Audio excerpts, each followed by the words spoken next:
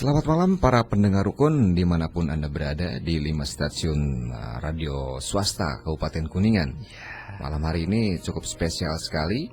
Di awal bulan Oktober kita bertemu di Ngoling Bu edisi ke-18 ini dengan Ketua BNN Kabupaten Kuningan, Yo ya. Ya betul, ada Bapak Edi Heriadi MSI yang sudah bersama dengan kita. Disapa dulu, selamat malam Pak. Ya, selamat malam para pemirsa Mega Suara Kuningan 89,8 FM. Ya. Dimanapun berada. Kebetulan malam hari ini 5 stasiun radio Kuningan Pak, Rukun, Radio Orang Kuningan Network. Oh iya. Jadi sapaannya pendengar rukun. Pendengar rukun, siap ya. Kalau Rio mungkin sudah kenal nih dengan Pak Edi nih ya. Iya, Dulu kita di sudah sering Hani ketemu. sempat ngobrol ya di Siap, sini. siap, Iya, pernah, betul. ya. Kalau saya dan mungkin pendengar rukun masih belum ada yang belum kenal ya. Pak Edi ini berarti asli Kuningan Pak? Saya asli dari Garut. Oh, dari Garut. Ya, ke Kuningan hanya tugas ya. Tugas di Kuningan sudah ya lama, hampir 3 tahun lebih, dari mulai 2017 ya. Iya. Oh, berarti sudah mulai betah Pak di Kuningan ya? Alhamdulillah betah. Betul. Tentunya selama 3 tahun sudah mulai mengenal kondisi di Kabupaten Kuningan seperti apa ya Pak ya, terutama Siap. mengenai gambaran kasus narkoba di Kabupaten Kuningan ya. Siap ya. Nah, nanti kita bakal ngobrol lebih jauh lagi seperti apa situasi dan kondisi soal narkoba di Kabupaten Kuningan, terutama tema kita malam hari ini mengenai rehabilitasi ya. Untuk para pendengar rukun, kita undang kembali yang mau berinteraktif melalui SMS WA di 0818 117898. Tapi alangkah baiknya kalau kita dengarkan dulu pemaparan dari Pak Ketua BNN. Apa aja sih benang merahnya yang mungkin BNN akan sampaikan. Nanti dari situ kita gali ya. Siap. Oke. Enggak Ya. Pak Ketua, silakan. Ya, terima kasih Pak Kang Abdi. Abdi Pirasat. Kang Firasat dengan Kang Rio Dirgantara. Terima kasih ya. Siap. Apalagi baru ya. Baik, kita akan ini mungkin untuk saya akan jelaskan permasalahan narkoba di Ya. Kabupaten Kuningan. Ya. Nah, Kabupaten Kuningan di yang mungkin notabene ya, keadaan Kuningan itu memang sangat betah lah, saya juga di Kuningannya. Cuman dari segi tadi penyalahgunaannya dan peredaran narkoba itu sangat masif Ya. di Kuningan itu. Kenapa peredaran itu sangat masif? Iya. Terutama ya ini untuk mengenai anak-anak remaja. Mm-mm. Anak remaja masih tinggi, terutama di sekolahan-sekolahan. Iya. Di mana sekolah itu adalah kalau dalam pewayangan mungkin merupakan suatu kawah candra di muka untuk menggodok SDM Iya. Betul. yang nantinya menjadi aset, Mm-mm. bukan jadi beban. Iya. Ya, tapi sekarang dengan keadaan sekarang ya banyak ya remaja-remaja yang menyalahgunakan narkoba. Ya, sehingga di mana kalau banyak penyalahguna, banyak yang pemesan, banyak peminta, insya Allah yang jualan ya makin masif. Iya, betul. Makanya kenapa di Kuningan itu sekarang masif sekali ya. Malah mungkin dalam kondisi pandemi Iya. Covid sekarang bukannya berkurang, di mana orang-orang lagi konsen pada Pandemi. Nah, sehingga ya dalam bulan-bulan ini juga berapa orang yang ditangkap gitu. Oh, Nah itu. oke. Kalau dihitung statistik Pak, berapa puluh, ratus atau apa si angkanya ya. angkanya? Dan di kategori umur berapa yang paling banyak? Nah, kalau dari umur ya masih produktif ya, dari usia 15 tahun sampai ke 45 tahun. Itu Oke. tinggi. Yang mendominasi Ya, mendominasi, ya. penyalahgunaan. Iya betul. Karena itu kan ya mereka itu orang-orang yang masih produktif kan. Maka saya informasikan gimana negara kita mau mendapatkan bonus demografi. Betul. Kalau dari sekarang remajanya sudah terpapar oleh penyalahgunaan ya narkoba gitu. Betul. Memang kalau dari segi angka ya secara penelitian narkoba itu untuk anak remaja terutama anak sekolah Iya. itu kurang lebih 2 juta lebih Oh. secara nasional. Iya. Ya, cuman kita di Kuningan belum bisa meneliti.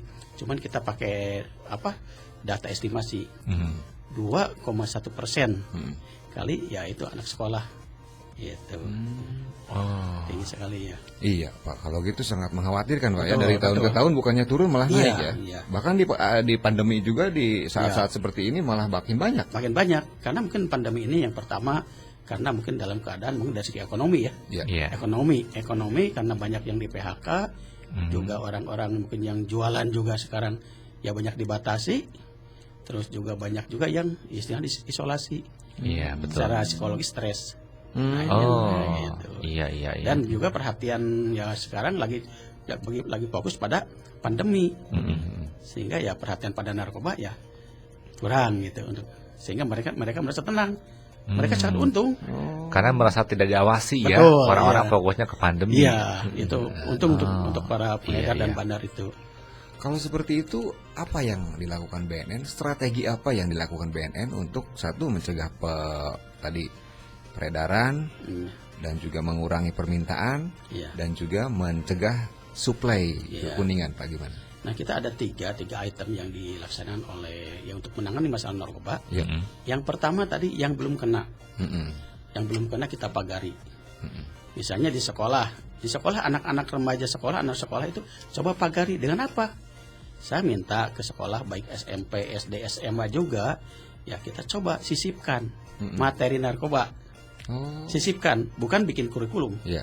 tapi sisipkan di salah satu materi yang relevan. Iya. Bisa di PPKN, bisa mungkin di agama, Iya. mungkin di pramuka lah bisa gitu juga. Sisipkan mereka.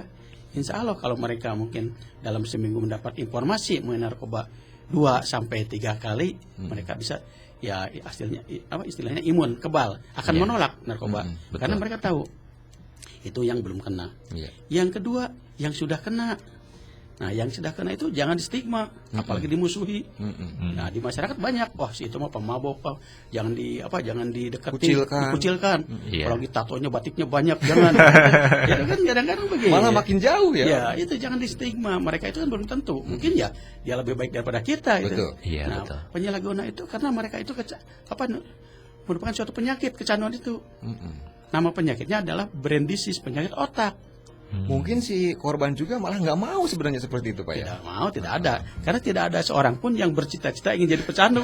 Iya, Coba betul. waktu kecil ditanya oleh orang tua, nah kalau besar menjadi apa? Dokter, insinyur. Nggak Iya. ada, misalnya nyelengkeng pecandu, nggak ada. Nggak ada kan? Nah itu. Iya, betul. Berarti yang pertama pagari yang Iya, belum kena, yang kedua Ya, yang kedua itu ya obati. obati Diselamatkan. dan Yang ketiga, diselamatkan. kalau ada yang transaksi Mm-mm. atau yang jualan, kita sikat saja itu. Itu berantas. Silakan Iya. diberantas. Masyarakat boleh menangkap, asal harus ada barang bukti. Barang buktinya ya. Ya, tapi jangan digebugin, limpahkan ke BNN atau ke Polres. Oke, Iya. ditangkap dulu, diamankan, baru Iya, lapor gitu iya, ya. tapi Jangan harus- main hakim Tapi sendiri. harus ada dulu. barang bukti nangkap itu, Iya. jangan sampai kalau nggak ada barang bukti bisa kembali ke kita. Iya. Oke. Ya, jadi para peradilan ke kita juga nanti kan. Berarti kalau gitu harus banyak sosialisasi dari BNN supaya menyadarkan masyarakat tentang tiga hal tersebut, Pak, ya? Betul. Ya kami juga minta ya ke masyarakat, terutama mungkin tadi ada desa-desa juga, karena untuk ya mungkin BNN persoalannya bisa dihitung. Betul ya. Iya. Apalagi BNN itu tidak ada kepanjangan tangan di kecamatan, di desa nggak ada. Oh iya. Kalau yang lain seperti misalnya BKKBN ada kan, ada PLKB, PKPLKB, Ada UPTD-nya. ya, terus Iya. juga dari mungkin dari dinas kesehatan ada puskesmas, ada pustu, ada bidan, Iya. ada perawat. Kalau BNN nggak ada, baru sampai tingkat kabupaten. gitu. Oh.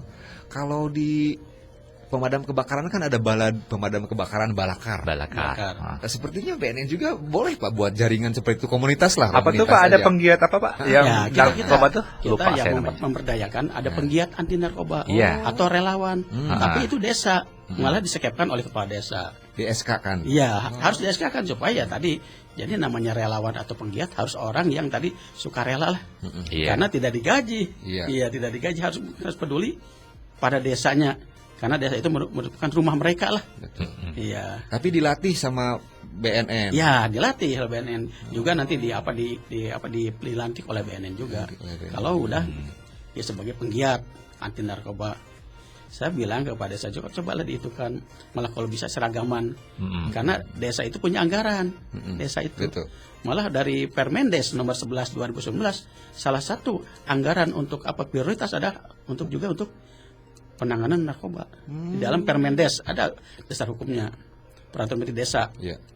Berarti kalau gitu Bapak bisa koordinasi dengan DPMD sebagai naungan desa-desa untuk membuat gebrakan seperti itu, Pak, ya? Ya sudah. Sudah, Pak, ya? Sudah, kita Alhamdulillah. sudah bukan dengan Pemda juga, malah kemarin saya alhamdulillah kemarin ada melakukan rapat koordinasi terbatas dengan Pak Sekda. Ya beliau ya untuk tahun 2001 menganggarkan lah untuk kegiatan-kegiatan ya tadi, karena ya inginnya tadi menyelamatkan lah. Ya, Karena orang betul. Kuningan gitu Pak, jangan sampai kan kita yang di Kuningan itu ada warga warga masyarakat Kuningan kan, Betul. harus diselamatkan. Iya. Jadi kalau diselamatkan, insya Allah nanti yang jualan datang ke sini segencar apapun, kalau tidak ada yang pesannya, Iya. jadi akan gulung tikar. Mhm. Karena selama ini karena banyaknya penyalahguna, meskipun dengan harga banyak, harga tinggi, dan tidak ada ngeluh yang pemakai itu, misalnya harga sabun naik, atau harga ekstasi naik, beda dengan harga beras atau gula naik. Iya ya, betul. Iya. Oke, Iya. Ria penasaran Pak sama modus atau cara dari para pengedar atau Iya. para bandar-bandar ini, bagaimana cara mereka mempengaruhi generasi muda? Maksudnya secara teknis, apa sih yang mereka lakukan? Apakah mereka datang ke sekolah-sekolah, nongkrong di depan sekolah, mengiming-imingi anak-anak dengan makanan yang di dalamnya ada narkotika, atau seperti apa sih Modusnya ya? modus real di Kabupaten Kuningan yang pernah tertangkap gitu loh Pak? Iya. Modus sekarang terutama untuk anak-anak sekolah, kita mulai memasukkan ke dalam jenis makanan, minuman juga. Oh. Ada juga ada mainan juga. Mainan anak. Oh. Ternyata waktu anak yang suka yang bola-bola yang nyala itu, pas dikeluarkan cairannya itu ternyata cairan yang ya sejenis sabu cairannya itu. Jadi itu kan dari mainan anak-anak, dari permen atau ini. Jadi tujuannya meregenerasi, mencari pelanggan-pelanggan baru.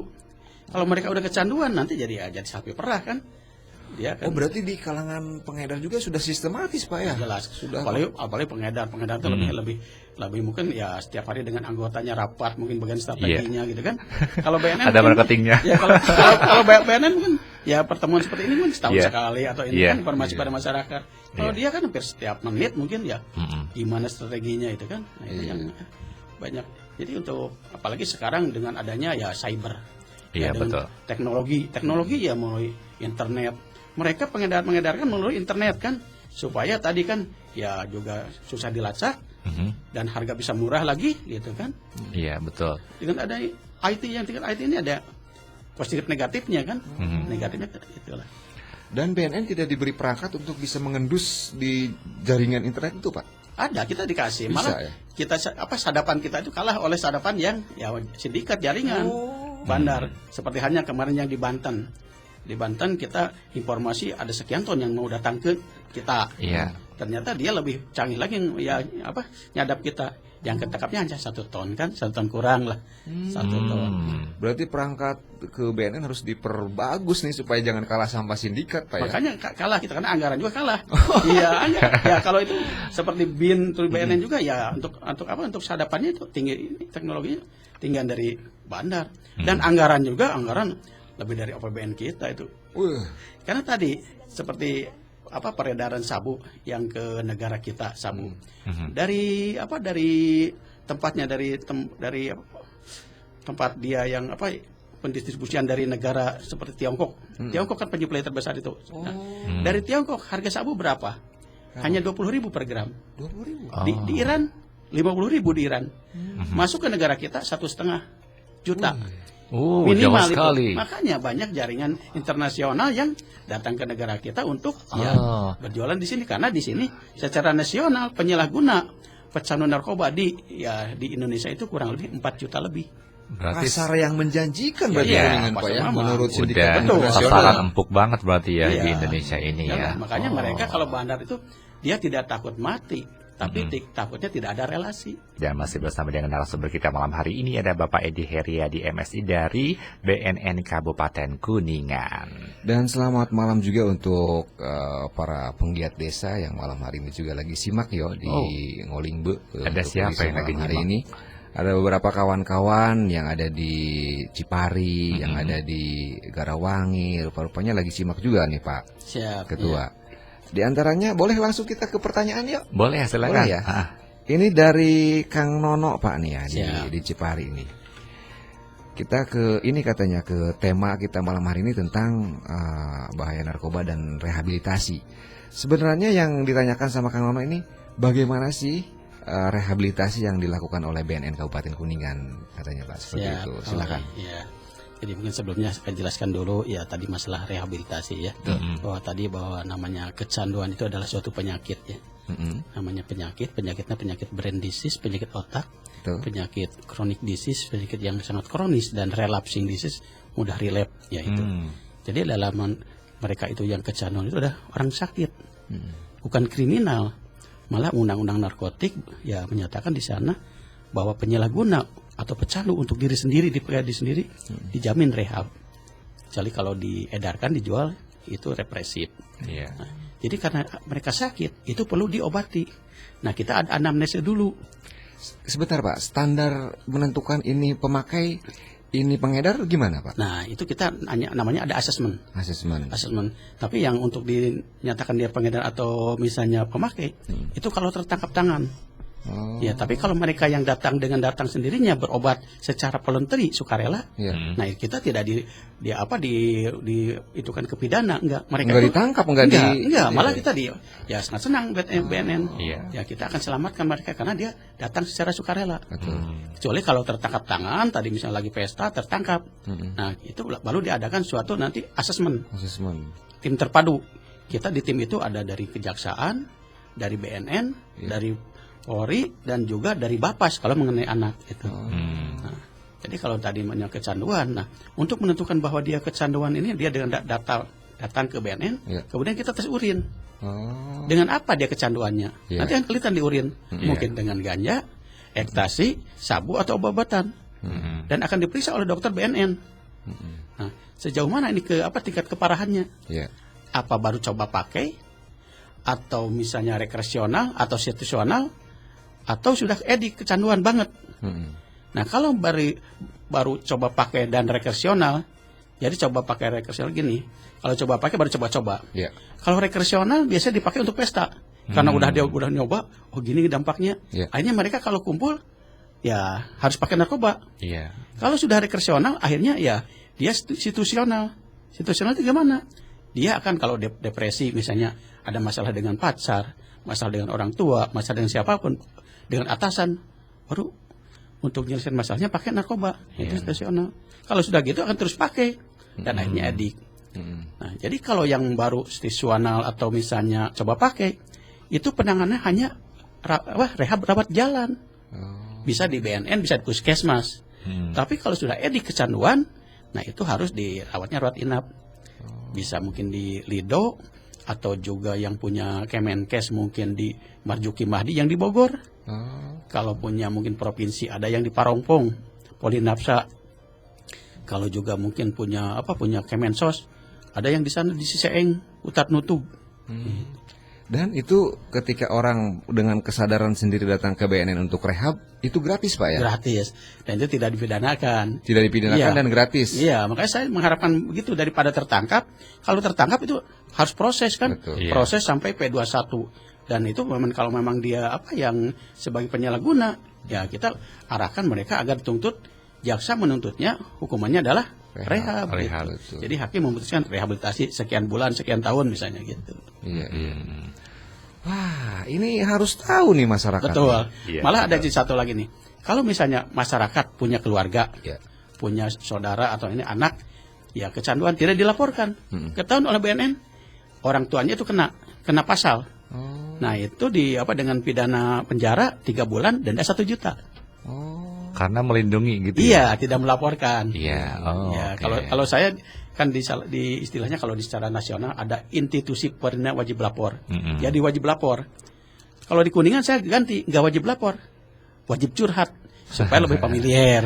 Kalau lapor konotasinya, waduh harus lapor nih. Gimana gitu ya? Ayo teman-teman atau bapak ibu curhat. Gitu. Kalau ternyata antusias banyak, apakah BNN sudah siap dengan tempat rehabnya dan siap. Insya Allah siap. Gitu ya. Kita kalau mau ngerawat inap kita dirujuk gitu. Cuman tinggal masyarakat mau nggak? Cuman hanya masalah itu memang gratis. Cuman kalau misalnya transport misalnya dari Ciawi Gebang harus datang ke BNN, ya itu bukan urusan BNN. Itu harus desanya karena itu warga dia. Ya, kalau tidak mampu ya kasih, karena dia orang sakit. Iya. Ada BPJS untuk apa? Untuk itunya, untuk transportnya silahkan gitu ya. Iya. Berarti alangkah baiknya kalau misalkan ada pecandu yang pengen rehabilitasi, pihak desa juga terlibat ya, Pak ya? Harus. Apalagi desa tadi, bahwa di desa itu ada apa? Ada Undang-Undang Nomor 6 2014. Desa berkewajiban mengayomi Iya. masyarakatnya dari ketertiban, keamanan, terutama ya kan apa? Masalah narkoba. Dan ada apa? Payung hukumnya, yaitu Permendes Nomor 11 tahun 2019. Di sana bahwa anggaran prioritas juga salah satunya adalah untuk narkoba. Oh, oke. Kemudian kalau terhadap misalkan kalau keluarga melapor takut gitu ya Pak ya, seperti apa. Tapi kalau misalkan ada tetangga yang tahu, melihat, terus mereka pengen melaporkan, akhirnya ada keraguan-raguan, nanti saya gimana, saya terlibat nggak nih nantinya, saya juga diperiksa atau gimana gitu. Jadi itu gimana sih Pak? Jadi kalau namanya yang tadi yang sukarela, itu privasi akan dijaga. Privasi jaga. Terus kalau misalnya tadi ada yang transaksi, misalnya lapor di sana ada yang jualan ini, informasikan, itu yang pelapor dilindungi, tidak jadikan saksi. Beda dengan kriminal lain. Kalau kriminal lain misalnya ada yang curi HP, curi motor, dia ini lihat jadi saksi. Kalau narkoba enggak, dijamin dilindungi. Narkoba itu bedanya narkoba itu. Tadi yang lapor itu misalnya ada dilindungi, yang ini orang ini privasi dijaga, gak akan si anu itu tadi datang ke BNN direhab enggak. Iya, benar. Oke Pak, banyak sekali berarti ya hal-hal yang mungkin masyarakat belum tahu. Salah satu di antaranya tadi, ketika orang dengan kesadaran penuh datang curhat ke BNN untuk direhab, itu gratis dan tempat sudah disiapkan oleh BNN. Tergantung nanti tergantung jenis apa, derajat keparahannya. Kalau memang harus ke Lido, kita rujuk.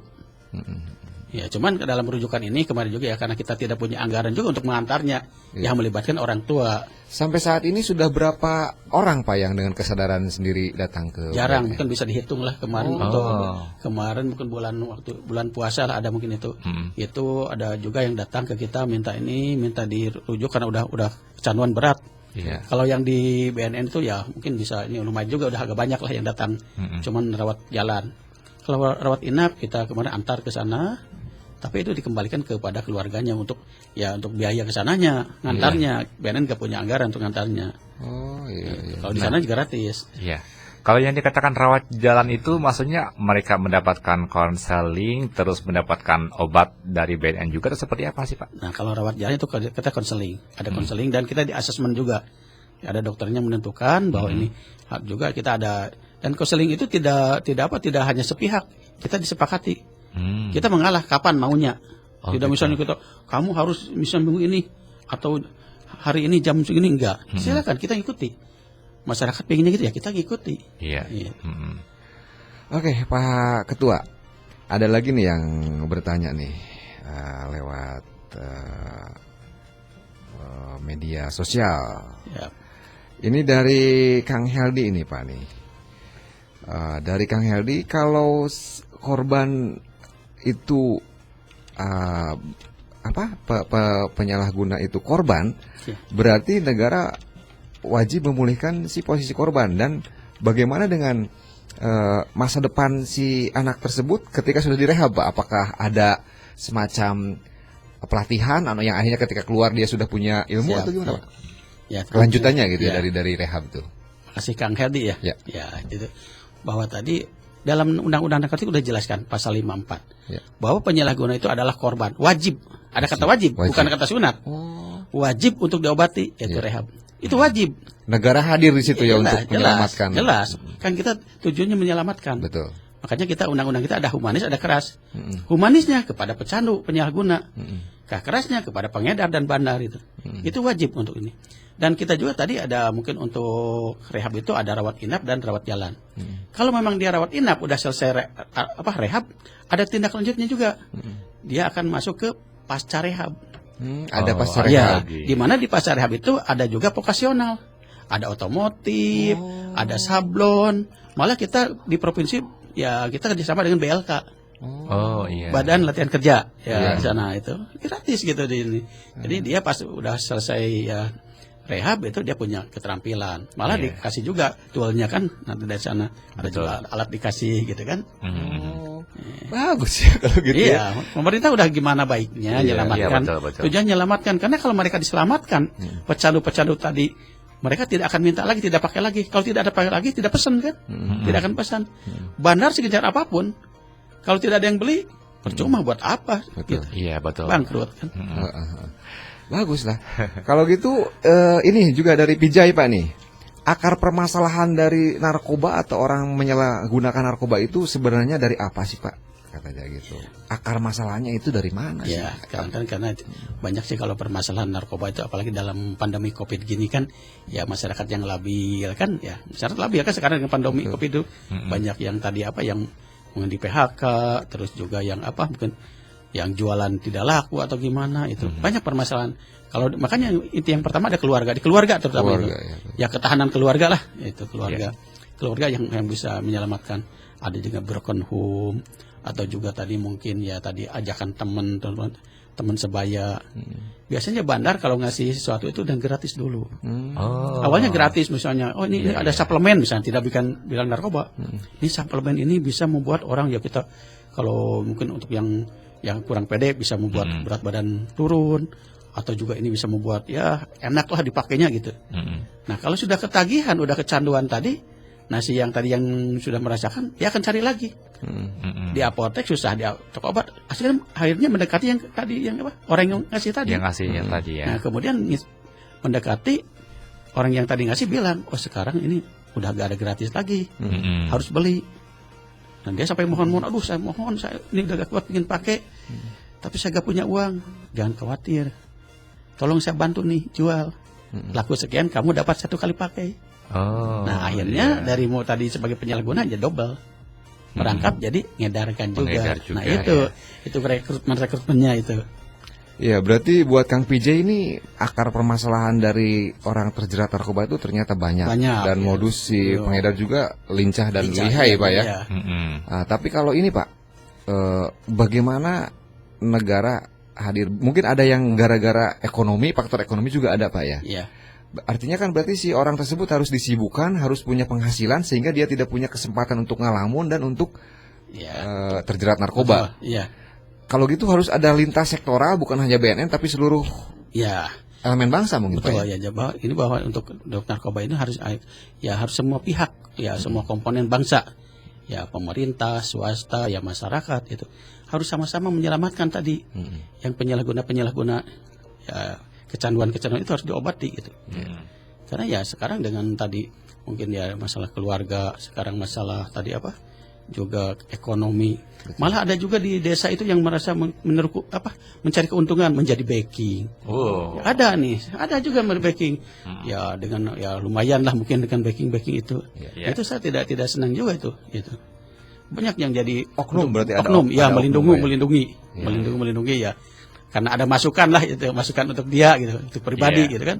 Sehingga seolah-olah ya kita dijaga gitu kan. Nah itu yang tidak benar itu. Legalitas ganja itu sudah sejauh mana atau bagaimana BNN menanggapi ini? Iya, terima kasih Kang Abdi.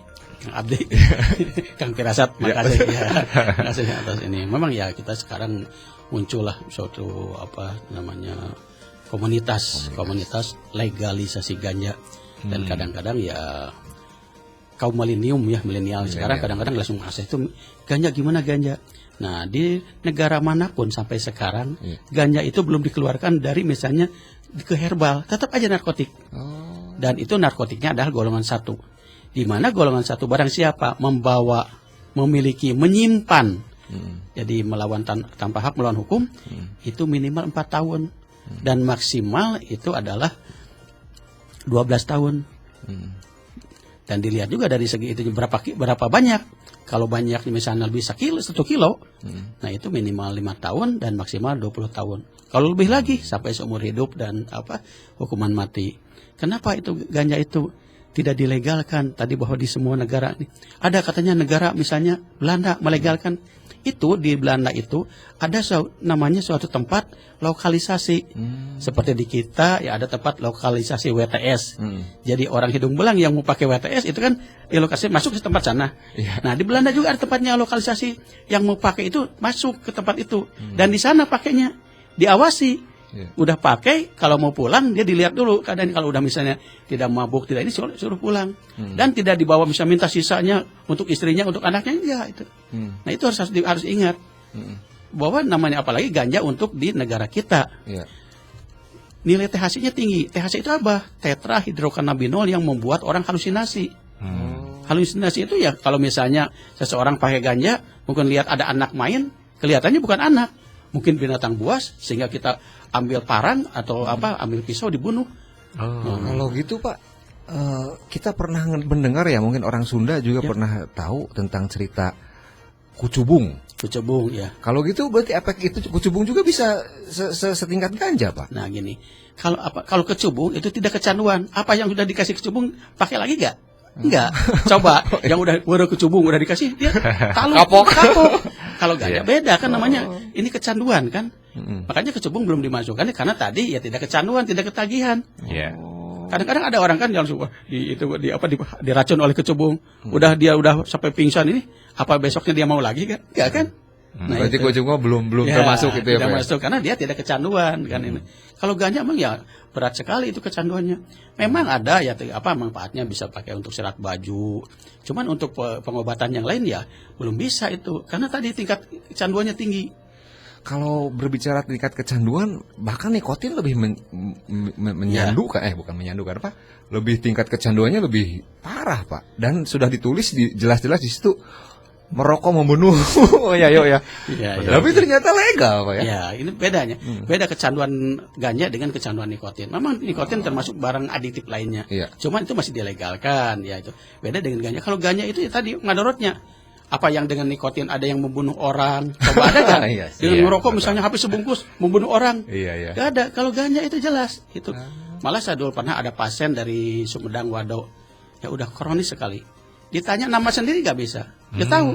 Kalau pingin yang kecanduan ganja lebih parah, coba lihat di Parongpong di Bandung, di Kabupaten Bandung Barat. Di sana ada rumah sakit jiwa. Itu yang ngobrol dengan tiang listrik. Ya Allah. itu kecanduan ganja itu karena udah kronis gitu. Memang dari segi mungkin untuk nafsu makan mungkinnya untuk daripada vitamin ya nafsu makan ya itu memang RW06 Rowog. Bagusnya itu mungkin ya. Iya, hanya itu. Dampaknya memang kalau sudah pakai nanti akan kelihatan dia ya ketawa-ketawa gitu kan. Orang lain tidak tahu dia ketawa-ketawa karena tanpa sadar otaknya rusak. Karena yang tadi narkotik itu merusak ya susunan saraf pusat, batang otak, limbik dan cerebral cortex. Di mana cerebral cortex itu ada untuk pemikiran, untuk analisa. Makanya yang ganja itu kalau pakai ganja itu jadi lemot, lola atau loading lama. Itulah itu. Kalau diklasifikasi Pak di Kuningan nih, yang paling banyak menyalahgunakan di golongan 1 apa aja Pak? Nah, kalau golongan 1 masih didominasi oleh ganja dan sabu. Oh, ganja dan sabu. Tapi sekarang muncul juga yang tembakau gorila, yang ganja sintetis itu lebih parah lagi. Ganja sintetis, itu adalah narkotika jenis baru. Sekarang di negara kita sudah 77 yang masuk yang baru. Di dunia itu 950. Jadi mereka membuat ya narkotika jenis baru agar tidak kena jeratan hukum. Belum masuk undang-undang. Nah, kita juga dari 77 jenis narkotika baru 71 yang sudah dirilis, yang 6 belum. Termasuk PCC sekarang udah golongan 1. Apa itu Pak? Yang waktu itu obat-obatan PCC booming. Ada yang meninggal di mana di Makassar, PCC. Banyak waktu itu kan. Ramai waktu tahun kemarin lah. Tramadol Pak ya? Bukan. Di mana PCC itu kan ada isinya ada paracetamol, kronisoprodol yang paling banyak. Kronisoprodol itu. Itu waktu itu banyak sampai meninggal di Makassar kan. Di sini di Tasik diungkap juga di pabriknya ada di Tasik. PCC. Sekarang PCC udah masuk ke golongan 1. Karena itu madorotnya lebih bahaya itu.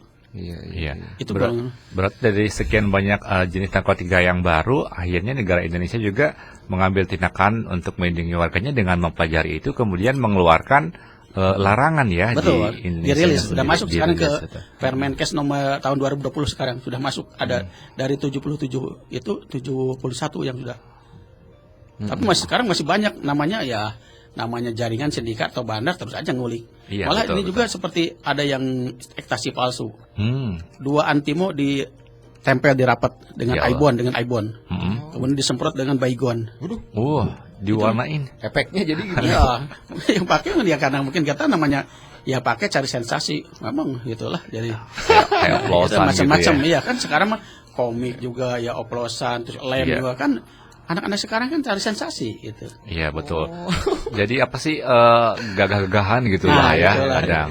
Nah kemudian apa yang harus dilakukan nih? Kita masih punya waktu sekitar 6 menit ke depan nih Pak Edi. Rio pengen penasaran nih, ya apa yang harus dilakukan dari pihak keluarga gitu ya sebagai orang-orang yang terdekat untuk melindungi anak-anaknya biar mereka tidak terjerat sama yang namanya narkoba nih. Iya.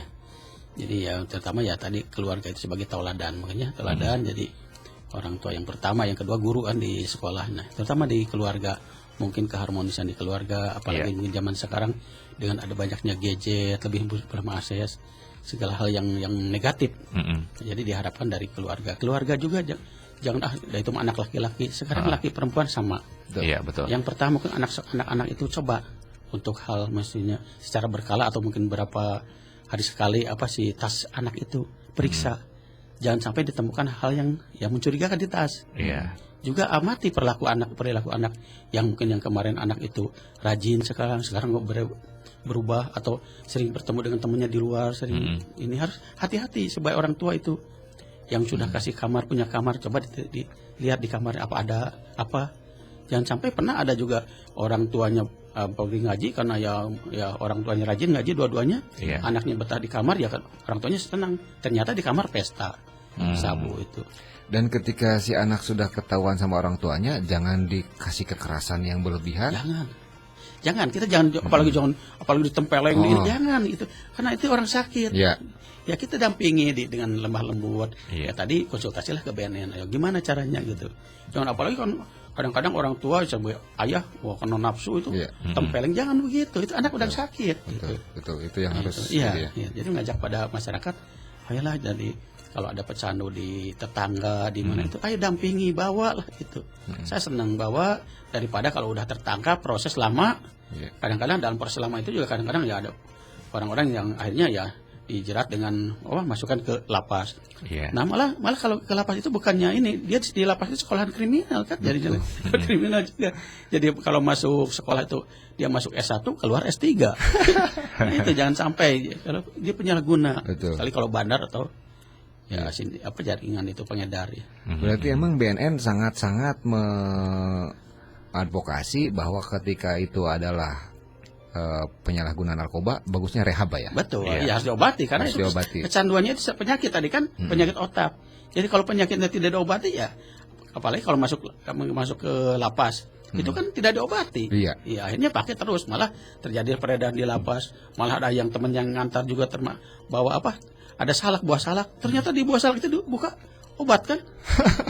Mungkin malah jadi nambah jaringan Pak ya.